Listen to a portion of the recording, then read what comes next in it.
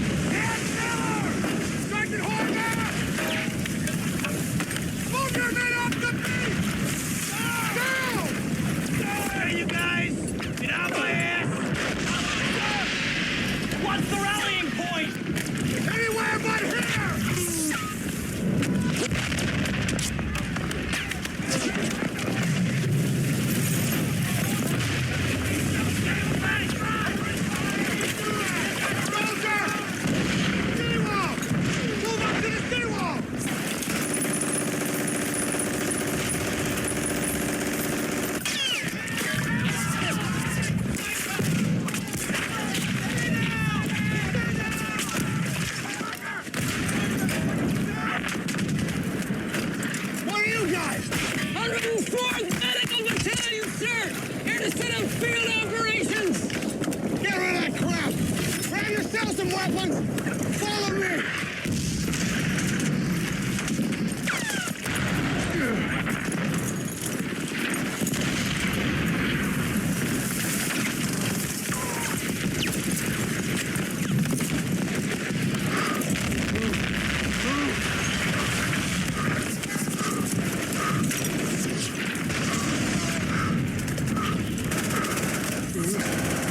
Come on! Move!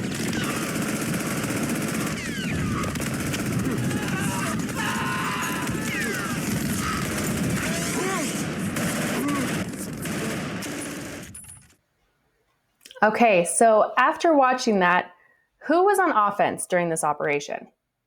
Obviously, the US forces and their allies, right? Do we think the defense or the offense had the advantage? Well, it was obviously the defense, right? They were already in place. They were in fortified defensive positions. They had their interlocking sectors of fire. They had in place obstacles, and they had some indirect fire assets to them as well. So what type of offensive operation was initiated by the Allied forces at the beginning?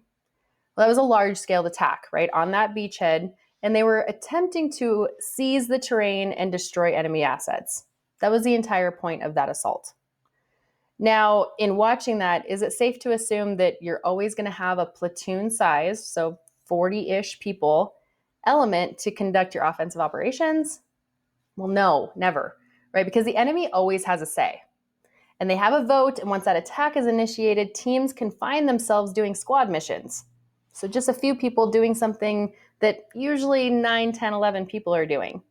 So someday as a platoon leader, you could easily find yourself in a position where you're doing with a squad what you'd expected to do with a platoon.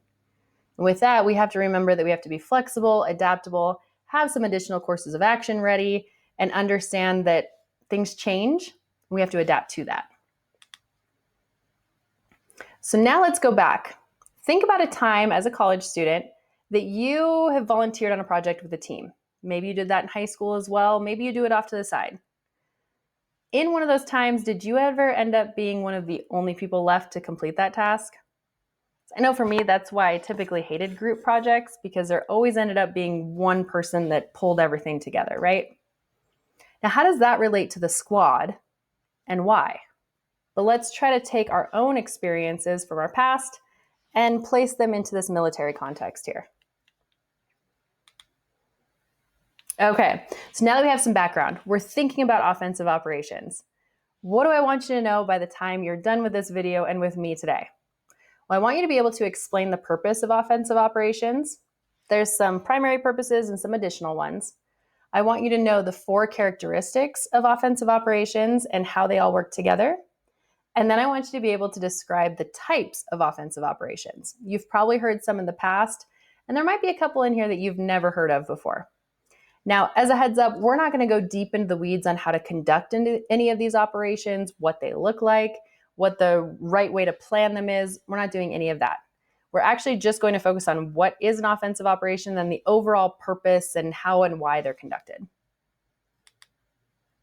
So, what are our purposes? Well, we have our main ones there at the top to defeat and destroy enemy forces, right? That's a big part of just our Army mission. And we also use them to gain control of terrain, resources, and other population centers. Now, some additional purposes that can fall into these and might seem a little self-explanatory. We want to deprive the enemy of their own resources or other ones that are available in the area. We want to secure that decisive terrain, the stuff that we want in order to succeed in any kind of operation. We use them to gain more information and even to fix an enemy in the position that they're in. We use them to disrupt an enemy force's attack on us. And we also make sure that they can set the conditions for successful future operations, right? Because it's not usually a one and done. There's usually more to come after that. Now, a key note that I want you to take right here from this slide is that offensive operations, the whole point is that they suppress enemy strengths and they take advantage of the enemy's weaknesses. So what do you think? Why do we seek to destroy the enemy's will to fight? Well, we know that if the enemy loses that will, they're likely going to fail to accomplish their own mission, right? Just like with any of us. If we don't want to do it, it's going to be pretty tough to succeed in doing it. Now, how does knowing the enemy's strength and disposition facilitate our own mission success? Well, if we know that, we can plan and task organize correctly, and that can enhance the potential for mission success and our overall task accomplishment, right? We want to know as much about the enemy as possible so that we can plan the proper attack or proper assault or raid or any of these other offensive operations. We want to plan it in a way that we are likely to be the most successful. Now, hearing all that, you could be like, ma'am, obviously, this all is common sense. But it's still important to really think about when we're planning an attack, do we know everything we need to know about the enemy's strength and their own disposition? And if we don't, we need to get that information so we can plan better. So what is meant by that term, fix the enemy? And it's not just I can fix him. It's not that, right? We're not trying to fix something that's broken. We are thinking about it in terms of offensive actions. And then when we fix the enemy, what does that enable? Well, we know that fixing is actually a tactical task. It means preventing the enemy from moving any part of their forces, either from a specific location or for a specified amount of time. And that can be done by holding or surrounding them, and we're just trying to prevent them from withdrawing or being used elsewhere. So fixing them in place is what we're talking about by fixing the enemy. Now, what are our characteristics? I said there were 4. And before we go into them, I want you to remember the term SCAT. So that is going to be just like we use any other kind of mnemonic to remember a lot of things about the Army operations. SCAT is what we use for characteristics. And that stands for surprise, concentration, audacity, and tempo. Now, all of those, it's important to know their characteristics, but what do they actually mean? They're all very self-explanatory. Surprise is attacking at a time or a place or even in a manner that the enemy forces didn't prepare for or even expect, right? We want to surprise them, just like a surprise birthday party. We're showing the enemy forces what they expect to see, but we're actually going to be doing something different. So a little bit of manipulation, a little bit of diversion, things like that, right? A concentration, that is massing the effects of combat power in both the time and space at the decisive point to achieve a single purpose. That's the doctrinal definition of that. Concentrating is just putting all of your combat power into one spot, making sure that it's focused on the right place. Now, the audacity, we know that in a different way around this generation, having the audacity, but it kind of actually means the same thing in military terms. It's taking those bold risks. It's doing something that people wouldn't expect you to take on, to be willing to do. So taking those bold risks, and we'll talk a little bit more here about each of these, and when that's too much of a risk and we kind of want to have that even and balanced, right?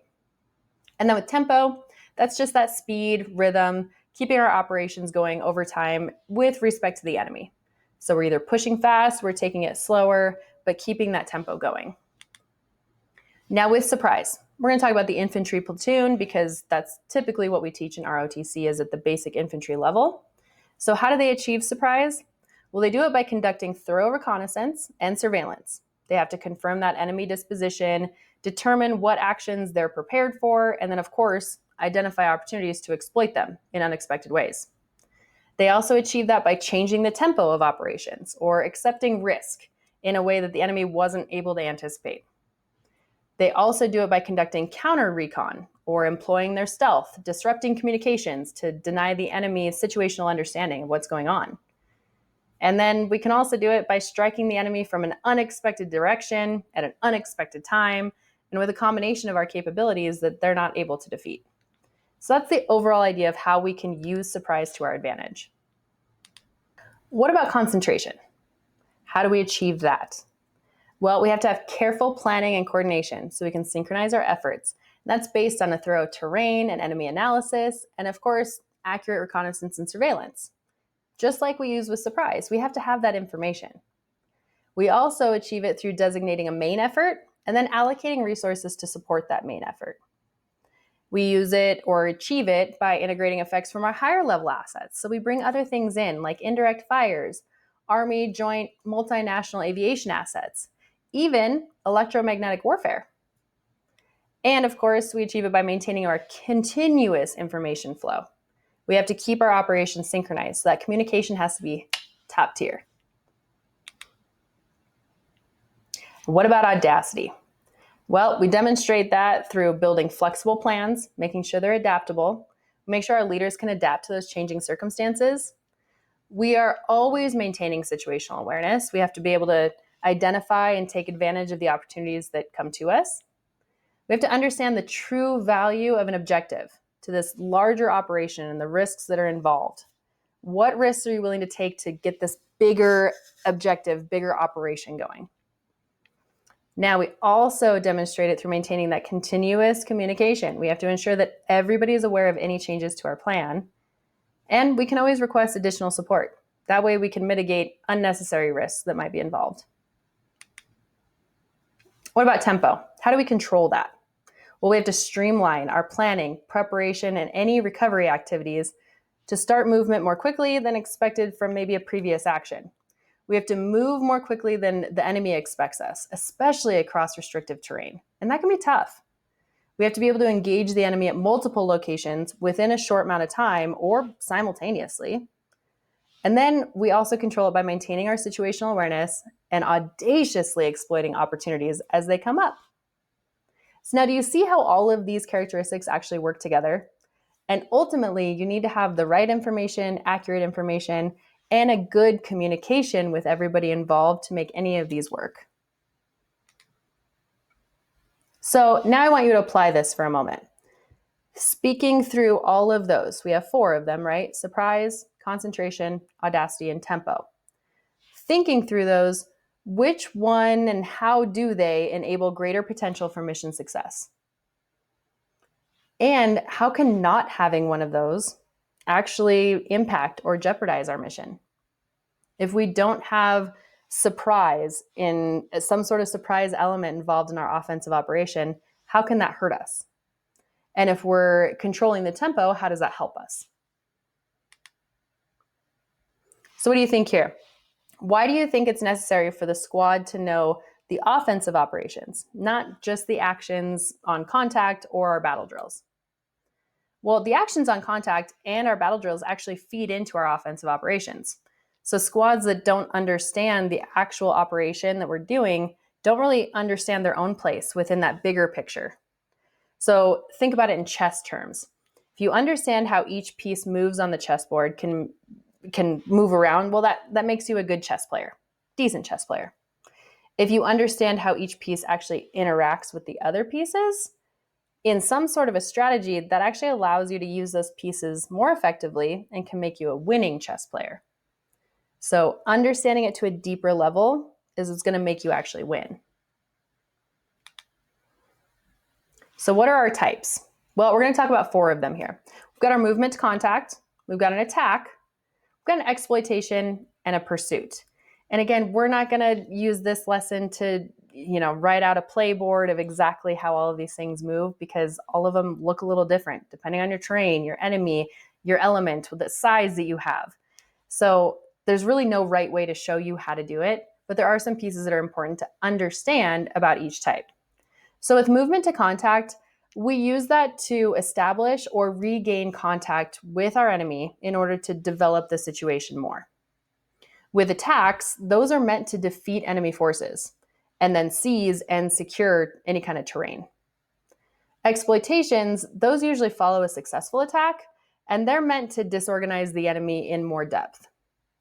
And then pursuits, those are meant to either catch or cut off an already disorganized hostile force that's attempting to escape or flee, and the ultimate aim is to destroy it. So those are the primary differences between the 4 types of offensive operations. So what's a movement to contact? The biggest thing to remember about this is that we don't know the enemy situation very well. It's either vague or it's just not specific enough to conduct a true attack. We use these to seek and make contact with the smallest friendly force that we possibly can. Now, if you take contact during a movement to contact, which if you're in ROTC, you likely will take contact, right? You have 5 different options. You can either then attack, which is another offensive operation.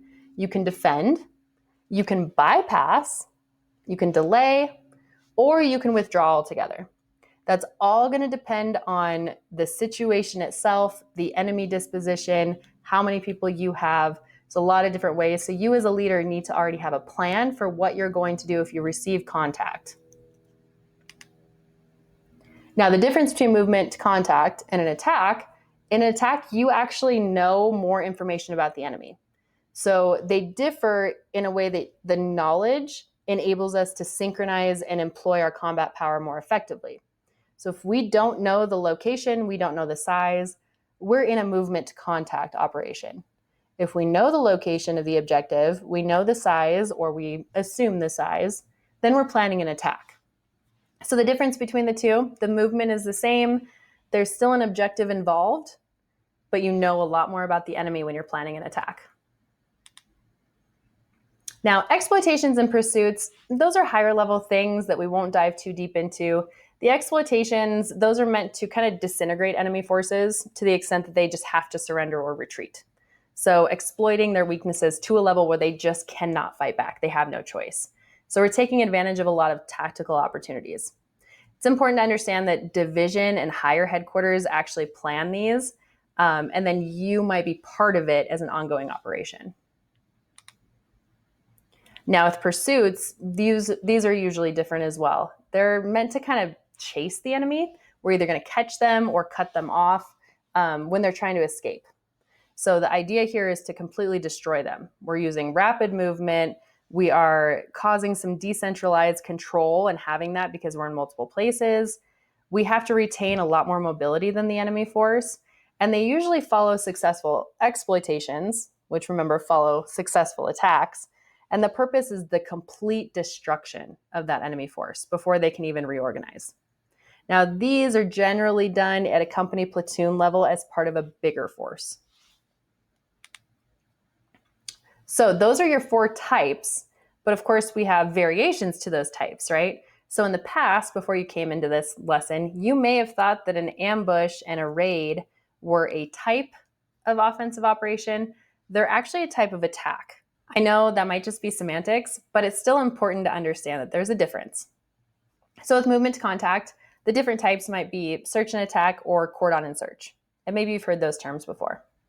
Attacks, you've got things like ambushes, counterattacks, and raids. And then with pursuits, you'll either have a frontal or a combination. I'm not worried on if you know exactly how to plan any of those variations either. Just know that those are variations to the types of offensive operations. All right, so now we're going to close up. I appreciate your time. I hope now that we're finishing up here, you feel a lot more comfortable with being able to explain the purpose of the offensive operations. Remember, there's 2 primary purposes and then a list of additional ones as well. I hope you're able to analyze the characteristics, the 4, remember SCAT, surprise, concentration, audacity, and tempo. And then hopefully you feel a lot more comfortable just being able to describe the types of offensive operations and maybe be able to identify the variations as well. And our types were movement to contact, attack, exploitation, and pursuit. All right, thanks for sticking with me. I appreciate it. If you have any questions, I highly encourage that you find your own ROTC advisor or instructor, maybe a high-speed MS3 or an MS4. Get those questions answered and start diving in a little bit more so that you can be a better help when it comes to your offensive operations. Thank you, and I'll see you on the next one.